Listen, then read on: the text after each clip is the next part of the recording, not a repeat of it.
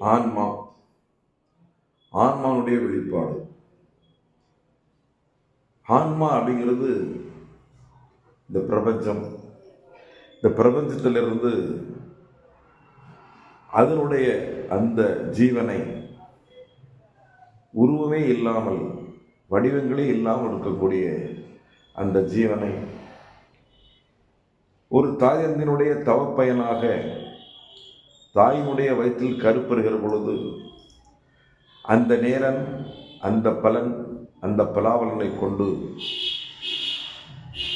எந்த தாய் தப்பனுக்கு நம்ம பிறக்கிறோமோ அந்த தாய் தந்தையுடைய புண்ணியத்தை கொண்டே நம்முடைய கர்ம வினைகள் தொடங்குது. கர்ம வினை என்பது கருவில் அமைந்த வினை அப்படி பேர். கர்ம வினை அப்படின்னு சொல்றாங்கல்ல, அது வந்து கருவில் அமைந்த வினை.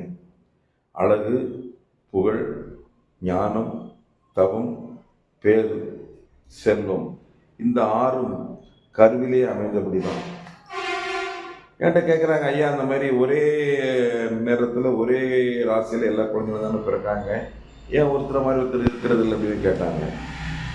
அந்த குழந்தை பிறக்கிற பொழுது அந்த ஆன்மாவின் தயப்பயனை கொண்டு, அந்த தாய் தகப்பனுடைய தவப்பயனை கொண்டு, ஒரு முன்னுடைய தவப்பயனை கொண்டு, அந்த ஆன்மாவுக்கு என்ன விதிக்கப்பட்டிருக்குங்கிற விதிப்பயனை கொண்டு அந்த சுவாசம்னு சொல்லக்கூடிய கல்வியோ, ராஜபதவியோ, செல்வமோ, செல்வாக்கோ அந்த குழந்தைக்கு கிடைக்கு. ஒரு தாய் குழந்தை கருவுற்று இருக்கிற பொழுது அந்த தாய் நினைக்கணும், இந்த குழந்தை நாட்டுக்கு சேவை செய்யணும், மக்களுக்கு சேவை செய்யணும், தெய்வத்துக்கு சேவை செய்யணும், இவர் இந்த அதிகாரி ஆகணும், இந்த துறையில் வேலை பார்க்கணும் அப்படின்னு கருவில் சுமந்த அந்த குழந்தைக்காக அந்த தாய் தவம் பண்ணணும், பூஜை பண்ணணும், தெய்வங்களை கும்பிடணும். அதன் பொருட்டே அந்த குழந்தையுடைய ஆயுள் பலனும், வாழ்க்கை பலனும், செல்வ பலனும் கிடைக்கும். தாய் தான் நமக்கு முதலில் தெரியக்கூடிய உண்மையான கடவுள்.